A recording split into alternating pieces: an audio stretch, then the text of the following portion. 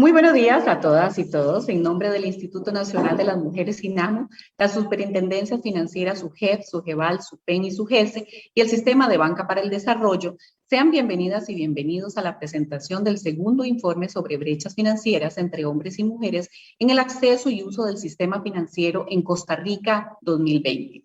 Antes de continuar, queremos recordarles algunas disposiciones generales para quienes nos acompañan en esta conferencia. Las consultas precisamente a los colegas de prensa se realizarán al final de esta actividad y para ello las pueden colocar, les recordamos, de manera directa en las redes sociales donde están siguiendo esta transmisión o también las pueden enviar a los contactos que les hicimos llegar previamente a los encargados de comunicación.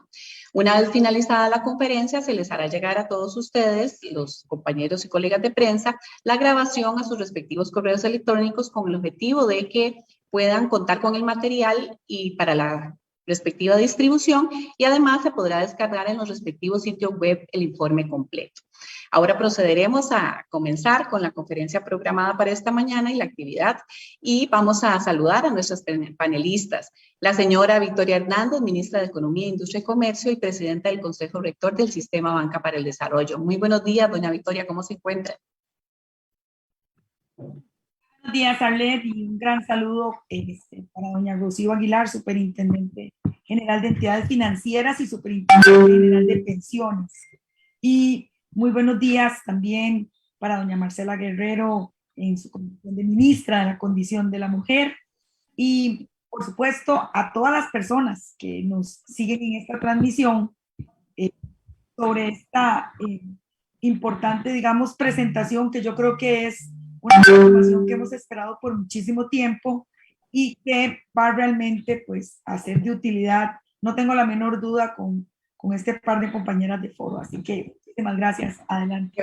Gracias, doña Victoria. Saludamos también a la señora Marcela Guerrero, quien es ministra de Condición de la Mujer y presidenta ejecutiva del Instituto Nacional de las Mujeres. Muy buenos días, doña Marcela. ¿Cómo está? Muy buenos días, Arlet. Un abrazo a doña Victoria Hernández, ministra de Economía, Industria y Comercio, a la estimable doña Rocío Aguilar, superintendente de entidades financieras y de pensiones, y a todas las personas que están en este momento interesadas e interesados en el impacto fundamental de la estructura económica y financiera y el rol que va a liderar las mujeres. La presentación de este informe estoy segura que marca una diferencia y ahora por el fondo vamos a analizarlo y eso indica que necesitamos aprovechar el bono de género y este esfuerzo da luces y un derrotero para su aprovechamiento. Muchas gracias, doña Marcela. Y también damos un cálido saludo a la señora Rocío Aguilar, quien es la Superintendenta General de Superintendencia General de Entidades Financieras y Superintendencia General de Pensiones. Muy buenos días, doña Rocío. Muy buenos días. Un afectuoso saludo a las señoras ministras, a doña Victoria, a doña Marcela y por supuesto a todos aquellos que nos acompañan hoy en un esfuerzo que se ha realizado por ir mostrando a la sociedad la realidad de la brecha de género en el sistema financiero nacional. Esperamos que en unos años, así como hoy lo que vemos son mujeres al frente no solo del ministerio, sino de la superintendencia, esa realidad también se vea plasmada en el sistema financiero. Gracias. Muchas gracias a usted, doña Rocío. Muchas gracias a todas ustedes. Nuevamente bienvenidas y bienvenidos a todos los que nos acompañan. Y para comenzar con la actividad, vamos a dar la palabra a la señora Marcela Guerrero, quien detallará sobre la importancia que reviste el segundo informe sobre brechas financieras entre hombres y mujeres en el acceso y el uso del sistema financiero en Costa Rica 2020. Nuevamente, buenos días y adelante, por favor, con su presentación.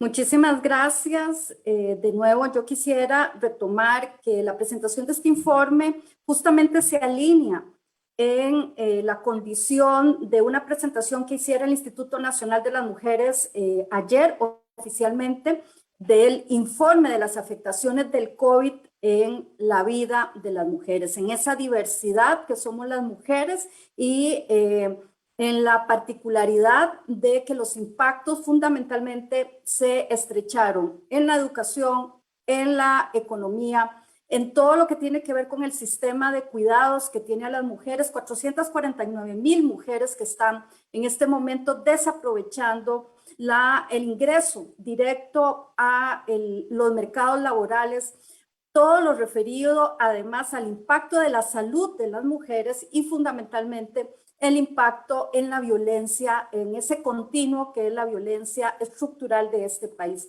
¿Por qué hago referencia a este contexto? Porque efectivamente no hay observatorio nacional o internacional que no subraye de forma contundente la brecha que ya de por sí era estructural en el caso de las mujeres, los esfuerzos que se estaban haciendo para que las mujeres pudiésemos no solamente tener una tutela por parte del Estado en razón de nuestras capacidades para estar en igualdad de condiciones en los mercados laborales, por ejemplo, el impacto que ha tenido el COVID-19 en la feminización de ciertos mercados laborales tiene para mí una relación directa sobre la capacidad que las mujeres podamos tener en función de ese encadenamiento. Muchas mujeres abandonaron o no han tenido la capacidad de ingresar a un mercado laboral y por lo tanto generan una actitud para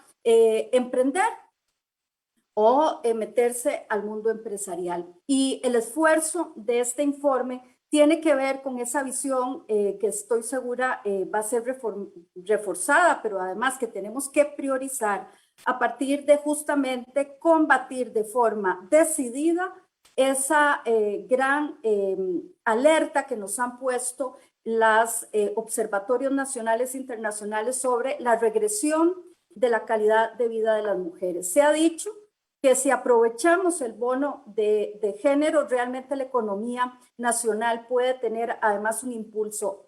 Vincular esto a el informe que estamos presentando es una visión integral sobre la condición con la que, por ejemplo, que 449,000 mujeres no estén incorporadas al mercado laboral significa que estamos casi alcanzando en las cuentas satélites un 25% de desaprovechamiento de lo que podríamos decir es el Producto Interno Bruto. Esto es inadmisible para un país que quiere recuperarse de forma decidida.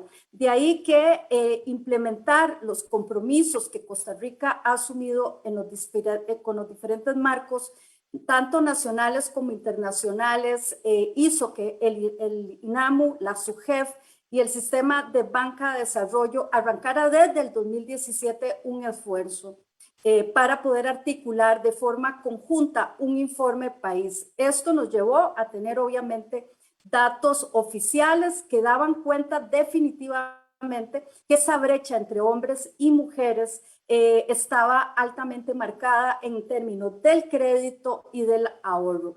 Y además dibuja de forma muy clara cuál es el rol y cuál es la confianza que las mujeres sienten frente a las entidades financieras. Las sienten distantes, ¿verdad? Hay que decir, y además el impacto diferenciado con el trabajo que tiene que hacer una entidad financiera definitivamente tiene que valorar esa interseccionalidad y esa diversidad con la que las mujeres ocupan desarrollarse en los mercados laborales y mercados empresariales y sobre todo en los mercados que tienen que ver con el apoyo financiero. Hay que señalar y destacar y cuantificar que esta brecha financiera que experimentamos las mujeres impactan de forma determinante las decisiones económicas y en muchos casos nuestro rol en autonomía económica, que es un eje sustantivo. Según la CEPAL, 3 de cada 3 costarricenses o de cada 3 mujeres que viven en Costa Rica, al menos solo una está recibiendo ingresos. Y esto tiene una correspondencia con que si no, en muchos casos hay una autonomía económica, por supuesto, es muy difícil que las mujeres se libren de dependencias que en muchos casos son relaciones violentas. De ahí que el primer esfuerzo que se hiciera y por lo tanto el Instituto Nacional de las Mujeres publicó junto con nuestras instituciones aliadas, ¿verdad? Los primeros lineamientos para cerrar esas brechas financieras, señalando al menos 4 ejes. Uno, que estábamos generando de forma diferenciada una producción de información financiera, ¿verdad? 2, que había que hacer un esfuerzo importante por la educación financiera a las mujeres y luego sensibilizar también al personal de todo el sistema financiero. Y obviamente que hay que generar productos y canales diferenciados. Es decir, hay una cuantificación de por qué las mujeres no están, digamos, aprovechando un sistema financiero que definitivamente es un eje articulador y que apalanca, ¿verdad?, la economía. Estos lineamientos han consistido en juntar a diferentes actores del sistema financiero, bancario, instituciones del Estado, entes privados, para implementar acciones que promuevan, faciliten, aseguren el acceso y la capacidad de las mujeres para gestionar toma de decisiones sobre recursos financieros de manera autónoma y libre de violencia. Y ahora corresponde, por supuesto, ponerlos en práctica. Con el apoyo de la cooperación internacional, estamos desarrollando 3 ejes piloto, ¿verdad? Uno en una instancia pública, otro en una instancia privada y otro en una cooperativa de ahorro y crédito, que tengo que decir además que las mujeres se sienten particularmente más cercanas, más en confianza, más afines al sector cooperativo. Estamos además trabajando con instituciones del ecosistema financiero de forma tal que las políticas y los programas estén diseñados en materia financiera con esa particularidad de cuáles son las necesidades para poder implementar el estímulo de que las mujeres sean de forma activa o estén de forma activa vinculadas al sistema financiero. Este segundo informe que estamos presentando hoy, que me honra muchísimo estar con Victoria y con doña Rocío, es una fotografía para tomar decisiones que viene justamente a ser un puente prioritario, interinstitucional y articulado para no tener ese panorama tan sombrío y más bien poner a las mujeres en una condición absolutamente de liderazgo. Obviamente presentamos esta fotografía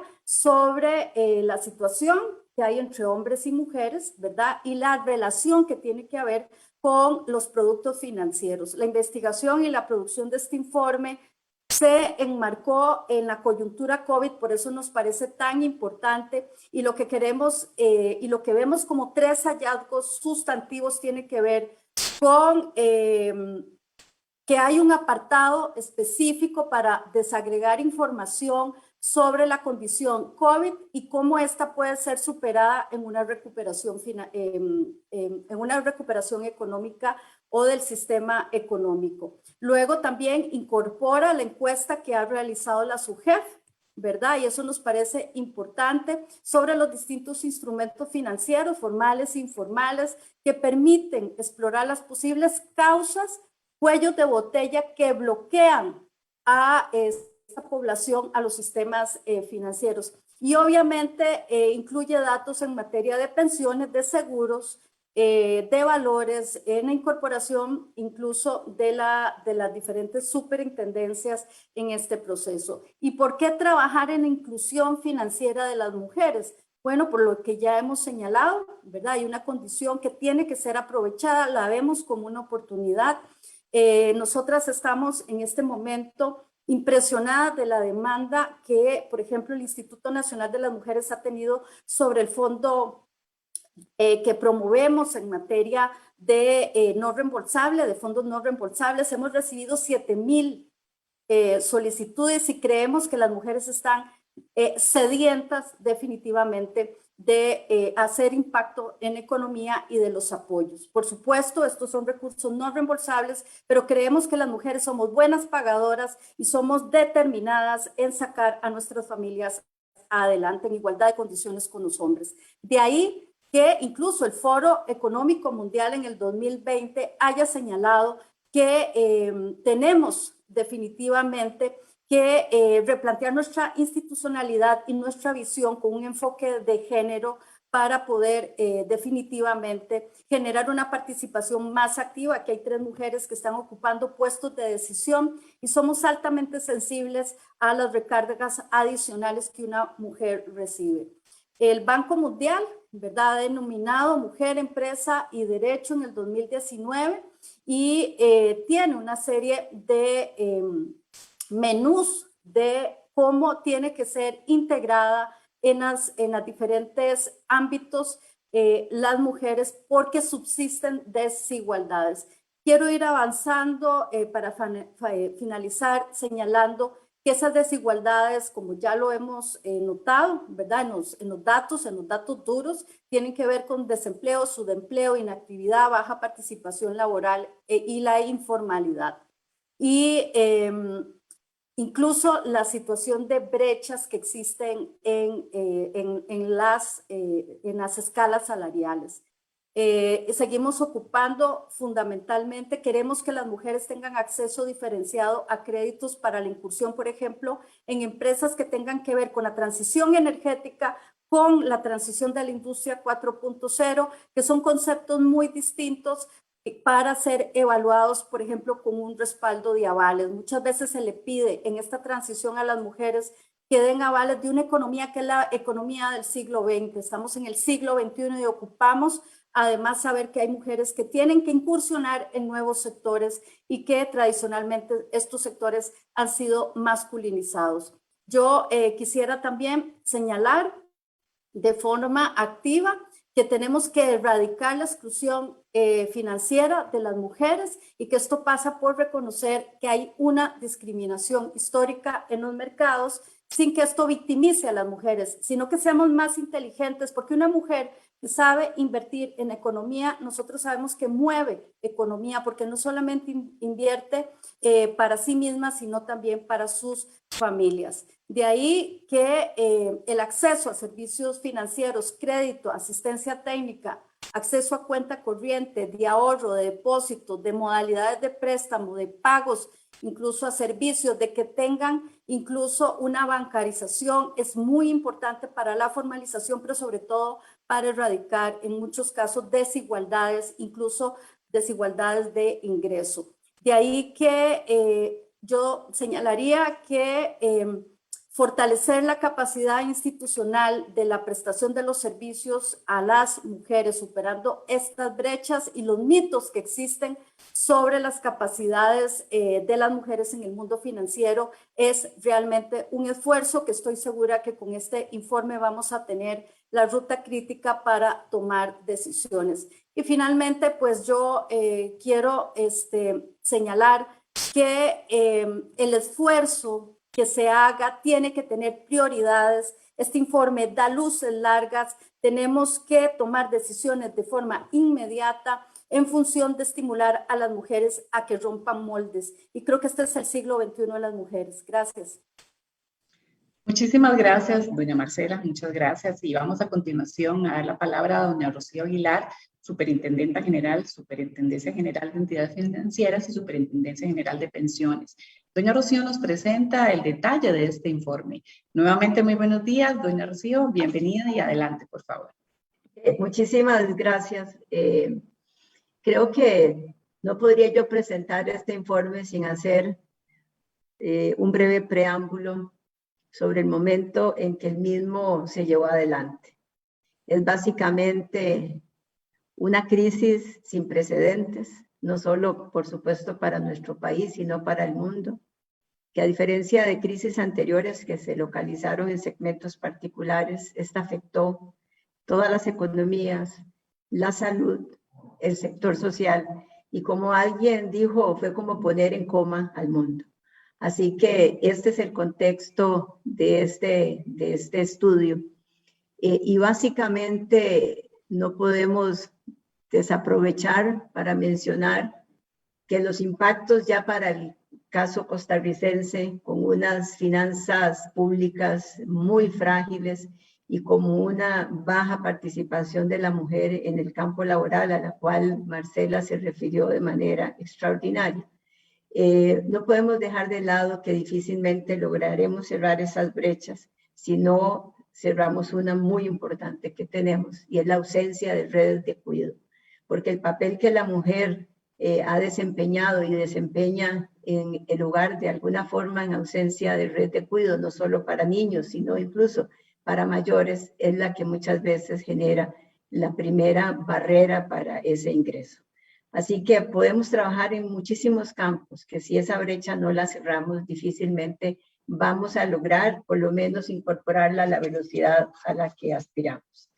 El otro elemento importante que afectó de manera relevante estas cifras fue la ley de usura, una ley que se promulga con un excelente objetivo, que realmente de protección al consumidor financiero, pero que lo que resultó fue un enorme desplazamiento, sobre todo para clientes pequeños que siguieron con las necesidades de crédito y tuvieron que ir a buscarla en un mercado informal, donde muy probablemente iban a encontrar peores condiciones. Creo que ahí tenemos un trabajo importante que hacer.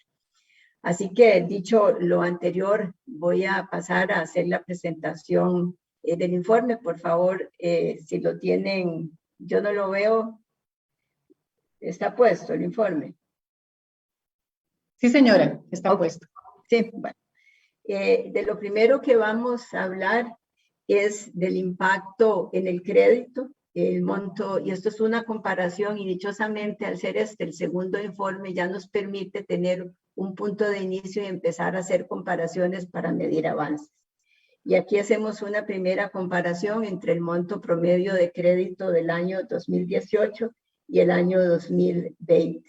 Y básicamente la primera conclusión es que por cada colón de crédito que hoy día reciben los hombres en las entidades reguladas, que es el ámbito de este informe, las mujeres lo que reciben es 0.68 centavos de colón. En el año 2018, la deuda de las mujeres equivalía al 67.1 de la de los hombres, y para el año 2020 es de un 68.43. Es decir, la brecha continúa y el cambio fue relativamente bajo.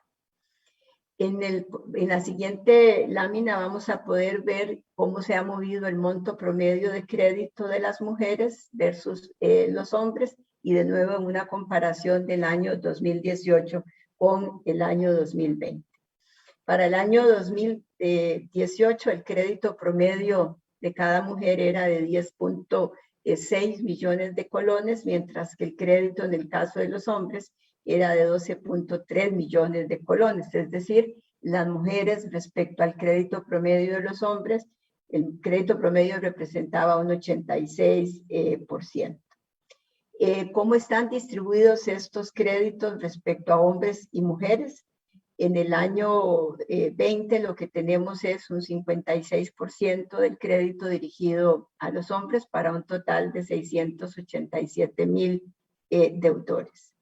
Entre el monto promedio de del crédito de hombres y mujeres, es decir, existe una brecha, no solo en que más hombres reciben crédito, sino que el monto promedio en el caso de los hombres es un monto mayor. Viendo en la siguiente lámina las cifras de crédito específicamente al mes de septiembre del año 2020, y usamos el año 2020 no porque no tengamos información mucho más cercana, sino porque al ser esto un proyecto institucional requiere de la colaboración entre las instituciones, pero esta información ustedes siempre la van a tener disponible en la sugerencia. Este crédito fue dirigido a 1.1 millón de personas físicas, es decir, ese total tenían créditos activos en el sistema financiero. De esas personas, del total de créditos activos, un 55.6% correspondía a créditos a hombres y un 44.4% a mujeres. Si vemos las cifras del año, de la comparación anterior, del 2018, realmente tampoco hay cambios que llamemos son dramáticos. Sí hay una leve mejora en cuanto al porcentaje de participación en los créditos. Visto por actividad, y aquí es básicamente el consumo, esto excluye vivienda y algunos otros renglones, hay 1.062.000 personas con créditos activos. Es decir, si comparamos el total de personas con créditos activos, vemos, y esto es una cifra que yo no creo que sea positiva en general para el país, que la mayor parte de ese crédito es un crédito de consumo. Entendiendo esto, no necesariamente como un consumo desmesurado, sino la necesidad de utilizar muchas veces el crédito como una forma de sobrevivencia en algunos casos. En el caso particular de los créditos activos para el segmento de consumo, como dije, es 1.062.000 deudores, de los cuales el 55% son hombres, por un monto similar al de las mujeres. Los dos rondan alrededor de 6 millones de colones. Si pasamos a la siguiente filmina, ahí lo que hacemos es una descomposición, digamos, de las cifras a través del tipo de cartera. ¿Cuál cartera va para empresas, digamos, más grandes asociadas a los hombres o a mujeres? ¿Cuál es a mediana empresa y cuál es a pequeña empresa? En el caso de empresas más grandes, como podemos observar, que casi más de 3/4 partes está orientado a hombres y solo 1/4 parte o menos de 1/4 parte a mujeres. Aquí hay, además, en términos del monto del crédito, la brecha más relevante. La brecha es del 99% en el caso del crédito a empresas más grandes. Y pues evidentemente esto tiene que ver con la baja participación de la mujer en ese campo. En el caso de las empresas medianas, igualmente nos encontramos cifras similares entre el 73 y el 27%. Y ahí la brecha en términos de monto ya no es la del 99%, pues se acorta, pero siguen siendo básicamente créditos dirigidos a los hombres.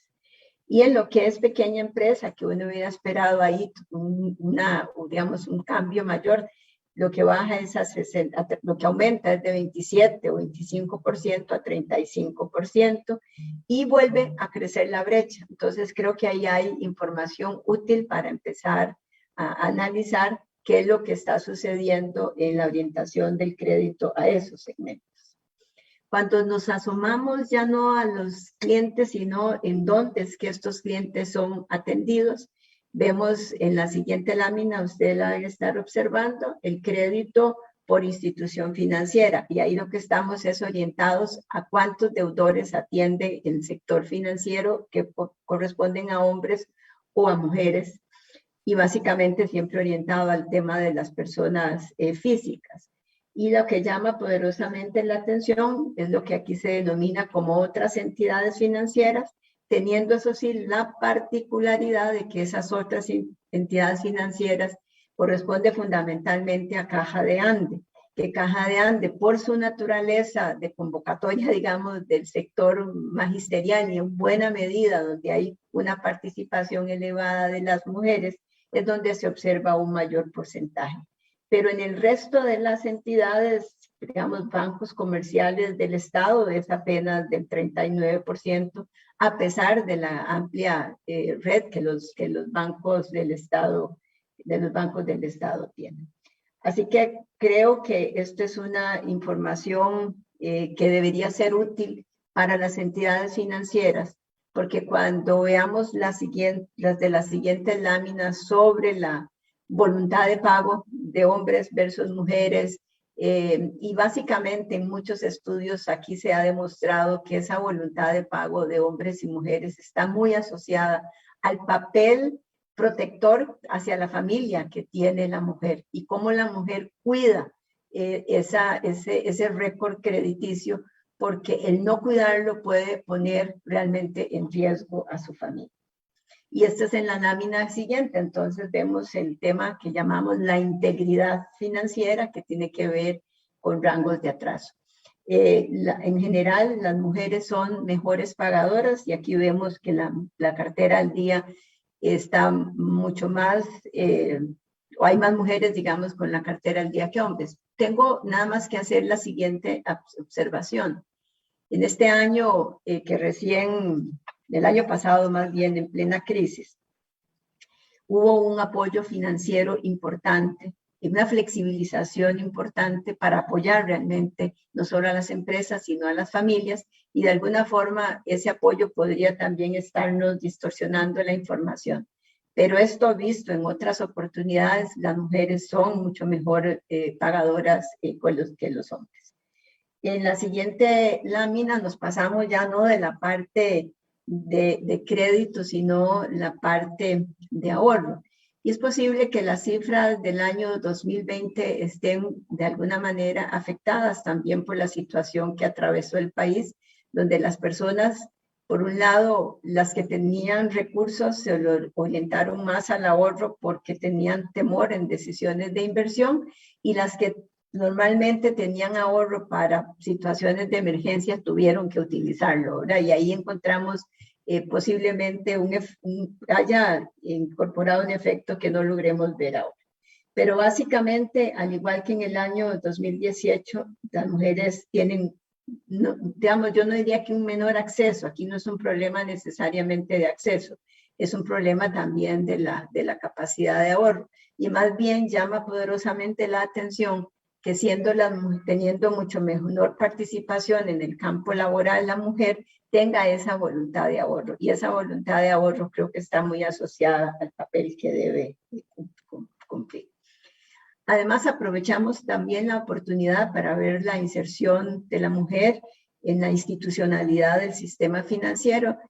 Marcela lo mencionaba, en donde la participación de la mujer en estas entidades es posible al tener una mayor sensibilidad hacia esa problemática que ayude en el futuro a reorientar muchísimo más las políticas de estas entidades hacia estos segmentos en particular.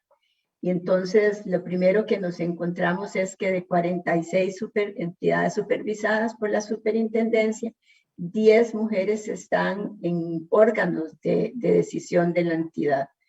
Esto era es el 22%, en el año 18 era el 17%, aquí hay un pequeño cambio. También vemos que de las 17 entidades supervisadas por la SUPEN, hay 4 mujeres que son presidentas y 4 mujeres gerentas generales. Y para las entidades supervisadas por la Superintendencia General de Seguros, en la alta gerencia, hay un 28% de participación de las mujeres, y en el caso de los órganos de dirección, esta cifra se eleva al 22%. No está en el estudio, pero es importante mencionar que hoy día de las 4 superintendencias, el 75% está liderada por mujeres. Yo tengo 2, entonces yo soy el 50%, pero también está doña María Lucía. Así que esto también me parece, es un cambio significativo en este sector.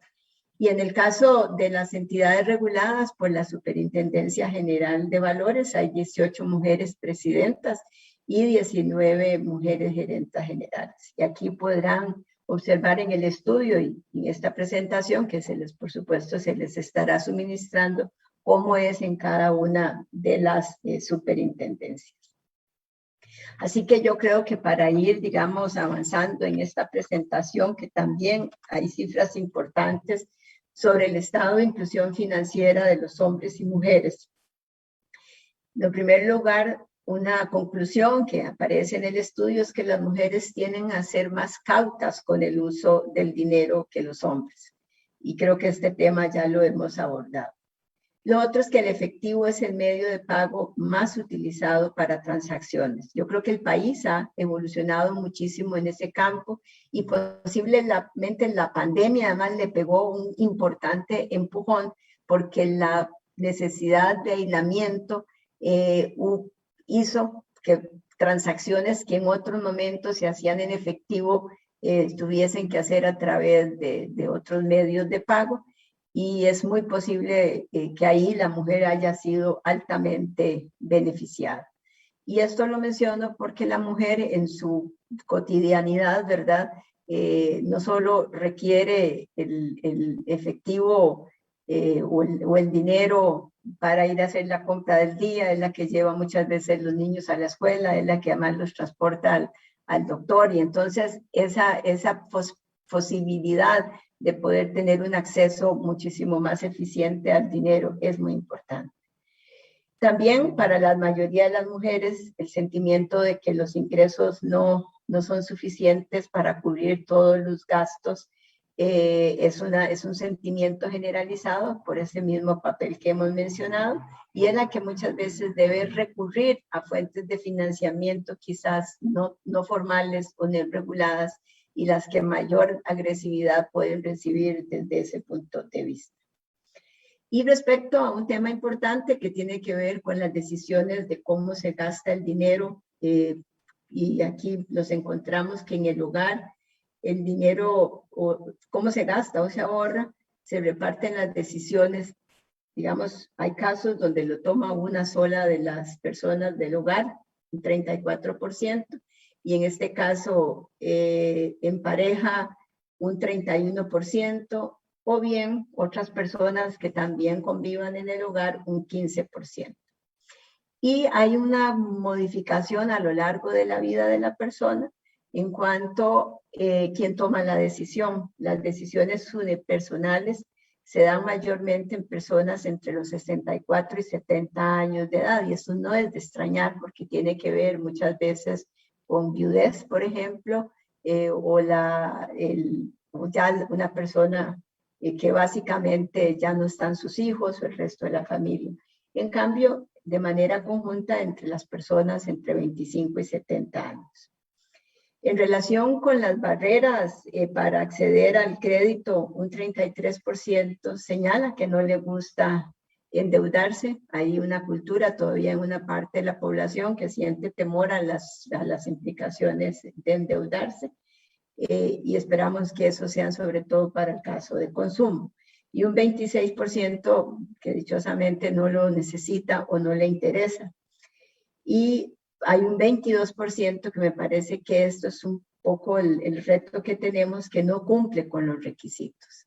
Y ahí creo que es una de las áreas de acción más importantes que el país debe romper en los siguientes años. Y no es el tema que nos ocupa, pero si no llega el país a contar con una verdadera central crediticia, un buró de crédito como se conoce, que permita tener buena información sobre el historial de pago y haga muchísimo más, digamos, de bajo costo el poder operar con esos segmentos, y además evitar el sobreendeudamiento, difícilmente vamos a romper esa barrera de las personas que no cumplen requisitos. ¿Por qué? Porque muchas veces se le exigen garantías con las que no cuenta ante la ausencia de sistemas que ayuden a orientar esas decisiones.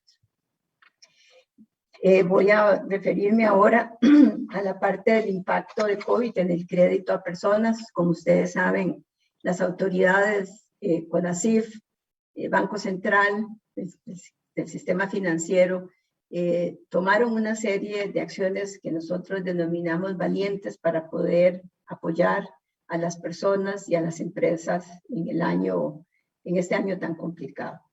Y básicamente esto hizo que operaciones de crédito se pudieran modificar, ¿verdad? Y básicamente en el sistema financiero en general, más del 50% de los créditos sufrieron modificación, y más del 50% no solo en cantidad, sino también en el saldo. En el caso de las mujeres, un 55% de la cartera de créditos fue sujeta a modificaciones en las condiciones crediticias del año 2020, y en el caso de los hombres, un 52%. Y aquí hay, digamos, otro elemento importante, y es que el cese laboral en el caso de las mujeres también fue mayor. Ustedes recordarán que el país aprobó una ley para que se pudiera reducir la jornada laboral, y obviamente con la consiguiente reducción del ingreso, y ahí también la mujer resultó mucho más golpeada, y es posible que haya requerido todavía más ayuda en las modificaciones de sus operaciones crediticias. Concluyo, digamos, no con todos, sino con algunos desafíos que salen de este estudio. Yo, de nuevo, como lo hice al inicio, creo que hay brechas de carácter estructural que hay que corregir para poder ir cerrando esa desigualdad que tenemos en el sistema financiero. Pero desde el punto de vista del sistema financiero en particular, creo que mantener este tipo de publicaciones y sensibilizarnos todos sobre lo que está sucediendo con el crédito, con las pensiones, con los seguros, se convierte realmente en una buena instrumento. Pero es tener información para analizarla, para conducir la toma de decisiones. El segundo, empezar a identificar medidas que puedan ayudar al sistema financiero al cierre de esta brecha. He mencionado el caso, por ejemplo, de poder contar con una central crediticia que para mí marcaría, digamos, una importante diferencia en el país. Y no es, digamos, el tipo SIC que hoy día cuenta la superintendencia, es básicamente, digamos, una central de deudores de grandes ligas, usemos ese concepto. Por supuesto, es para nosotros un enorme gusto poder seguir apoyando al INAMO en las iniciativas que se plantean en esa materia. Es un enorme gusto, primero porque ellas cumplen, o la institución cumple un importante rol que puede ir empujando hacia políticas públicas que realmente ayuden a ir cerrando esta desigualdad. Y por supuesto, al sector de MIPYMES, que es el sector de los más importantes que tiene el país, también cómo oímos esta información del crédito a sectores medianos en donde no vemos tampoco una participación importante de la mujer.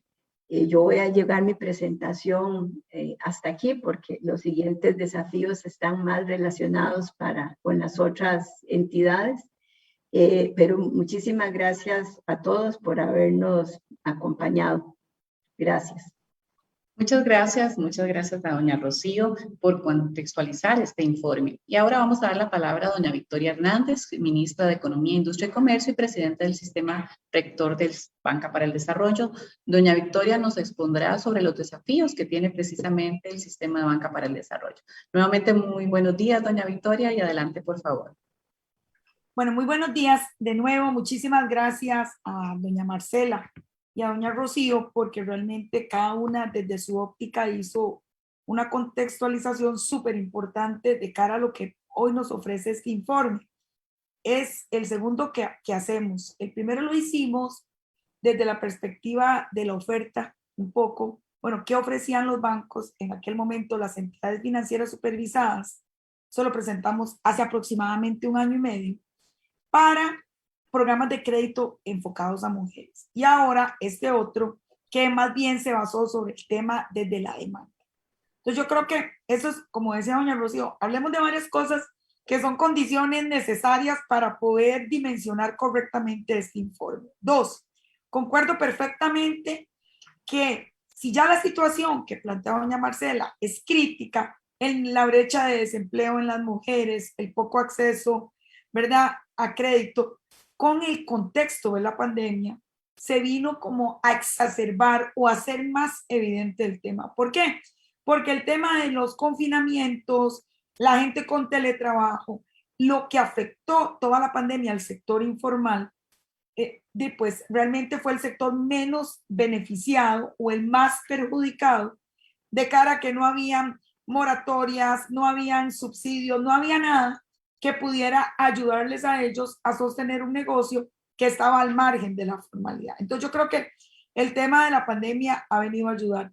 3, también concuerdo con doña Rocío, nosotros acabamos de terminar de reglamentar la ley de usura. Es una ley compleja de reglamentar, no es sencilla, afecta indudablemente al sector bancario, pero además yo quiero entonces aquí venir y sumar lo que tenemos. Hoy Banca para el Desarrollo representa el 2,2%. ¿verdad?, de todo lo que significa el sistema financiero. Y si bien es cierto, en el último año hemos movido más de 230,000 millones en más de 100,000 personas en créditos, porque se mueven y es capital fresco. es capital para capital, es capital fresco orientado a lo que las pequeñas y medianas empresas han denominado deme capital de trabajo. Es un crédito que no supera 3,54 millones de colones. Entonces, en realidad uno se da cuenta que no es tan difícil de otorgar un crédito así, pero sí tenemos que ser críticos. Vemos, digamos, una situación donde las instituciones estatales le dan más crédito a los hombres que a las mujeres mayoritariamente. Y como bien lo apuntaba la señora superintendente, si no es Caja de Ande, que además financia a las maestras o el personal docente, o las microfinancieras que se atreven a financiar lo que hemos llamado el concepto de vivienda productiva, difícilmente nadie, si no es el sistema de banca para el desarrollo, va a atreverse a dar crédito para capital de riesgo como lo estamos haciendo ahorita con los 500 millones de colones que le estamos dando a la Asociación Empresarial para el Desarrollo, o con estos instrumentos que vamos a sacar desde avales hasta crédito para condiciones especiales en las mujeres por ser un sector prioritario. ¿Cuándo los vamos a sacar? En el mes de noviembre. Estamos haciendo el diseño técnico de los productos, pero doña Rocío, doña Marcela, a la gente que me escucha, nosotros dependemos de los operadores financieros. Nosotros dependemos de que un operador financiero diga, a mí me interesa ese producto, deme el recurso y yo lo coloco, sin pensar cuánto compite con el mío. Y entonces ahí es donde es complicado, porque nosotros en Banca para el Desarrollo tenemos 4 fondos. Todo el mundo sabe, el FONADE, que se administra desde la Secretaría con los 48 operadores, ¿verdad? El FOFIDE, que es el 5% de las utilidades de cada banco, el Fondo de Crédito para el Desarrollo, que es el peaje bancario, y el inciso II, cuando los bancos privados le dicen al Banco Nacional de Costa Rica, yo me dejo mi plata y yo establezco mi propia ley. Esta disposición de ley, ¿verdad? Él establece que los bancos privados que así lo deseen pueden mantener ese saldo equivalente del 10% de sus captaciones en sus carteras. Y hemos visto entidades supervisadas y banca privada sumándose, y podemos hablarlo porque son productos que hemos anunciado, como el BAC San José, saca una tarjeta de crédito para capital de trabajo. En un inicio pone 10 millones de dólares, pero podría poner 20, ¿verdad? Y entonces eso hace que el sistema se dinamice y se mueva. Ok, pero esto es en términos generales. Tenemos que sacar esto, desgranar esta colocación, ¿verdad? Que tenemos mes a mes, y definitivamente decidir cuánto le vamos a apostar a mujeres. Por ejemplo, en el 2020, el 17% de los recursos de banca fueron dirigidos a mujeres. Bueno, ¿por qué no metemos, verdad, una consigna que por lo menos el 25% de los recursos, el 30, el 40, se vaya? Porque colocamos 69.500 millones, 70.000, pero no puede ser únicamente banca para el desarrollo la que haga esto. ¿Qué pasa con el resto del sistema financiero? Somos el 2,2. Entonces, no, imagínense que la gente, las mujeres te digan un crédito promedio de 1,5 millones, ¿verdad? A tasas de interés, que son tasa básica pasiva, que todo el mundo sabe, que andan entre el 4,5 y el 5%. ¿Qué pasa si nosotros no extendemos y no generamos cosas concretas? Siempre va a ser insuficiente. Doña Marcela Guerrero dice, yo tuve una demanda de 7,000 mujeres en el programa de FOMujeres. Y nosotros, doña Rocío, tenemos un programa de mujer y empresariedad con el INAMO, con el INE, que fortalecemos capacidades en empresitas en marcha. Mujeres que quedan viudas o jefas de hogar solas con sus hijos, que cuidan a su papá o a su mamá. Me explico, personas que están complicadas, pero que tienen esa capacidad para emprender. Es lo mismo. Financiamos 250 mujeres y tenemos una demanda como de 5,000 más o menos. O sea, ¿qué está en evidencia? Que la mujer costarricense está dispuesta a emprender, es mejor ahorradora, es más ordenada, es más estructurada, no quiere caer en periodos de mora, pero hay muy poca voluntad del sector financiero en general para atender esto. Y ya, digamos, esto es un tema bastante conversado, y con este informe hoy tenemos evidencia: mujeres en liderazgo en entidades financieras. Bueno, no sé, doña Marcela, yo me pregunto, ¿será que llamamos a todas estas señoras, incluida la superintendente, y les decimos, todas ustedes son líderes, todas ustedes alcanzaron posiciones de liderazgo en estas entidades. ¿Por qué no pensamos en una línea crediticia que permea el sector femenino? ¿Verdad? Porque es que en realidad no hay países, y la señora superintendente me corregirá, que han adoptado medidas temporales y especiales.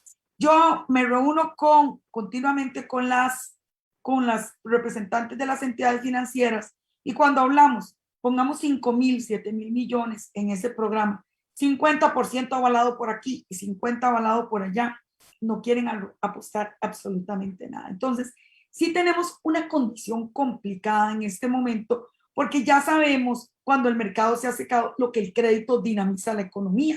Entonces nosotros ofrecimos un programa de primer impacto, que es este de capital, ¿cómo se llama? Que incluye, digamos, programas para recuperación, prevención y reactivación de las actividades empresariales. Refinanciamos operaciones, establecimos periodos de mora, dimos periodos de gracia, dimos el capital de trabajo y ahí tenemos todo el fondo de avales con la pericia demostrada que tiene el sistema de banca para el desarrollo para manejar eso. Y sin embargo, readecuamos crédito a muchas mujeres, pero la gente para poder dar ese salto cualitativo realmente necesita de esa pequeña inyección de capital. Entonces yo creo que hoy tenemos un informe que es claro, que es contundente, que evidencia, y yo agradezco muchísimo la participación de la superintendencia que representa a doña Rocío y de las otras, porque en realidad tuvimos participación del resto de las superintendencias y no nos hemos puesto tampoco a generar otros instrumentos financieros en el tema de mercado, valores y otras cosas, donde pudiéramos apostarle a un poquito de capital. Seguimos en la búsqueda intensa nosotros de seguir captando, poder mantener recursos para capital de riesgo y capital semilla. Para los que no lo conocen, la señora superintendente, pues sí, porque fue ministra de Hacienda, esto es una transferencia de recursos de lo que se llama la banca maletín. Es la única oportunidad que tiene el país, la única, con esa transferencia de poder financiar ideas de negocios, porque también la gente tiene la percepción de que con una idea de un negocio va a llegar a un banco y va a suceder un crédito. Y lamentablemente no. Hay que articular bien esto con el programa de dinámica empresarial del INA, con el INAMO, con la Dirección General de Micro, Pequeña y Mediana Empresa. Todo este andamiaje que tenemos construido y que está vivo con los centros de desarrollo empresarial para que las personas puedan hacer sus planes de negocio y tener esta oportunidad de crédito, especialmente nosotras las mujeres. Creo que tenemos, como bien lo he ido planteando durante pues mi presentación, muchos desafíos que son de banca, pero a ver, no son solamente únicamente de banca, porque banca va a ser insuficiente para la demanda que tenemos y por supuesto, una vez que generamos estos estudios, no dejemos que la información pierda vigencia.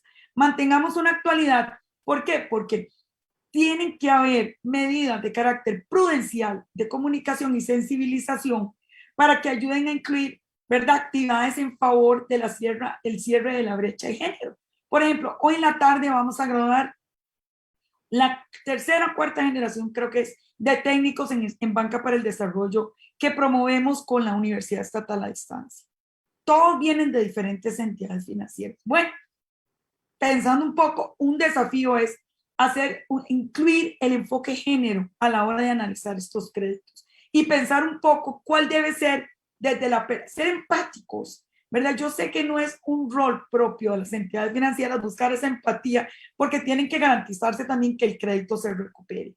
Pero tenemos cifras que demuestran que las mujeres somos buena paga, somos buenas ahorradoras, que podemos ofrecer garantías mobiliarias, que las estamos incursionando en el mundo de la digitalización. Entonces yo creo que todo el tema de la inclusión financiera femenina vuelve a ser un gran desafío de política pública donde pueden contar con el sistema de banca para el desarrollo para todo este tipo de acciones y medidas. Muchísimas gracias a las dos, riquísimos los aportes de ambas, agradecer al personal del sistema de banca para el desarrollo y también a don Miguel Aguiar por todos los aportes y el entusiasmo, así como a los señores y señoras superintendentes que se esmeraron y al personal del INAMO, desde luego. Y y siempre pues desde el Ministerio de Economía con la mejor y la mayor disposición de seguir profundizando en estos temas. Muchas gracias.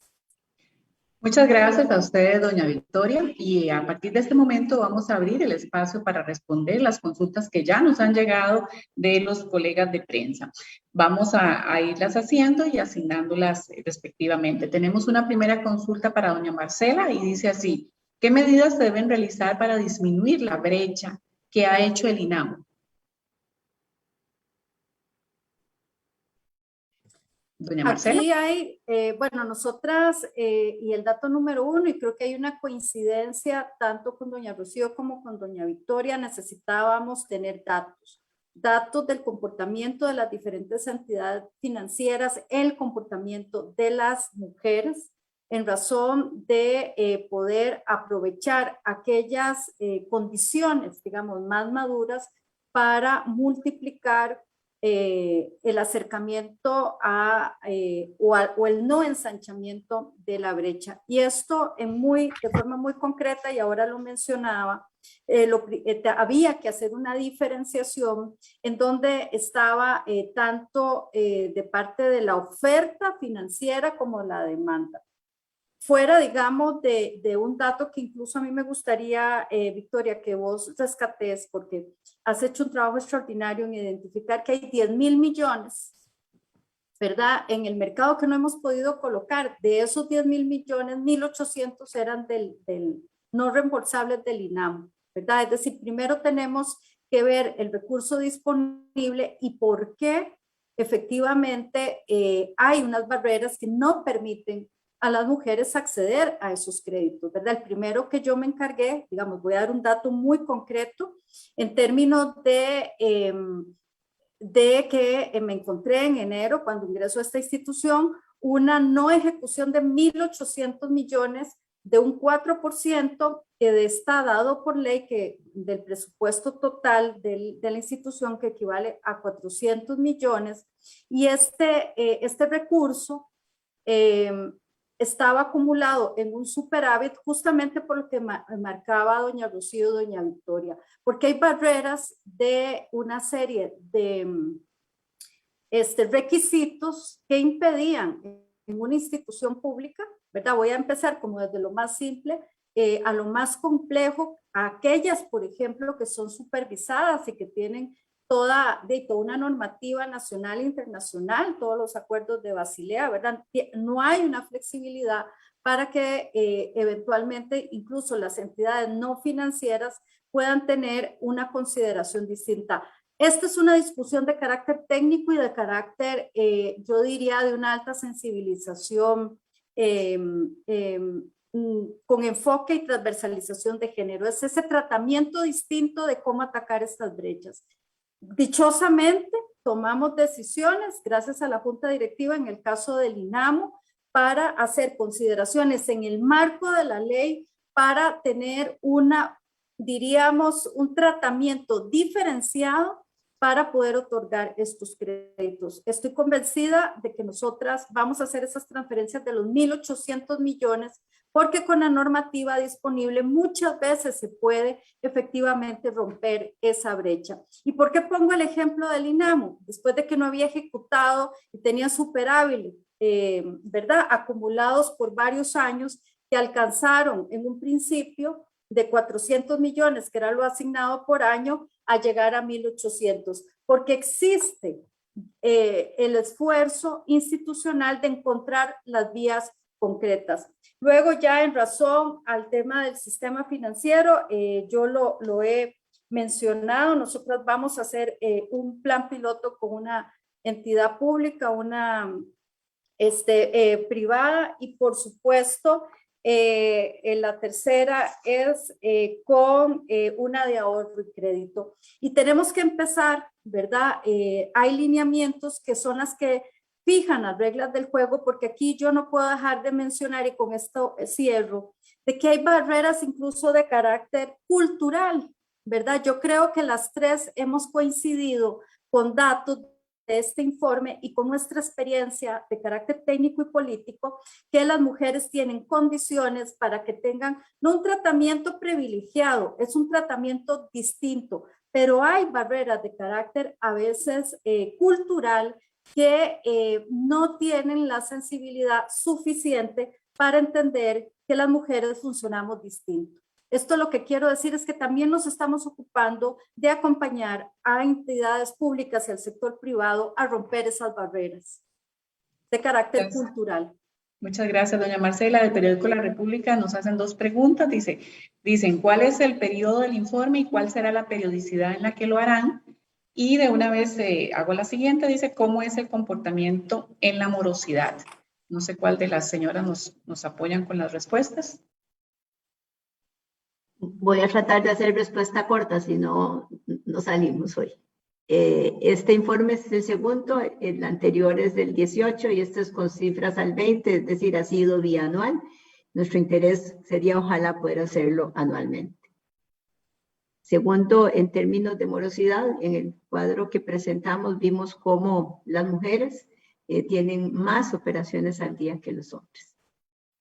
Muchas gracias, doña Rocío. Creo que esta otra también usted nos ayuda así brevemente. Dice, de San Carlos Digital, ¿en cuánto se redujo la brecha financiera en acceso a crédito y si la pandemia contribuyó a esa reducción?